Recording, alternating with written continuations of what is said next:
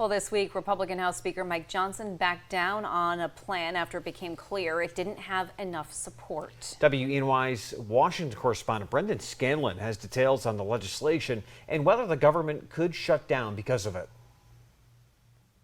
The Safeguard American Voter Eligibility Act, or the SAVE Act, passed the House in July. It would require documentary proof of U.S. citizenship in order to register to vote in federal elections. We have no evidence to suggest that non-citizens vote in federal elections at any kind of scale. Rachel Ori with the Bipartisan Policy Center says although some cities allow non-citizens to vote in local elections, it is illegal for non-citizens to vote in federal elections. Ori says trying to pass the SAVE Act now would create downstream consequences for both election administrators and for voters that would ultimately undermine the integrity of the election process. This week, House Speaker Mike Johnson combined a temporary government funding bill with the SAVE Act. Top Democrats bashed the measure, which the White House said President Biden would veto. The House should stop wasting time on a partisan CR that's going nowhere and work in a bipartisan way to get this done. Voter ID, I think, is absolutely critical. But some House Republicans, like Congressman Mike Kelly, argue the SAVE Act is common sense. You need to be registered.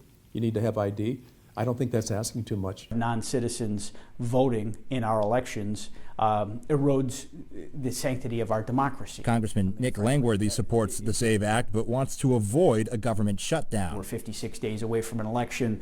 Temperatures are hot. We're going to have a CR to keep the government open. I'm not a supporter of shutdowns. With Democrats and at least 8 House Republicans opposed to the measure, Speaker Johnson is heading back to the drawing board to build consensus. People have concerns about all sorts of things.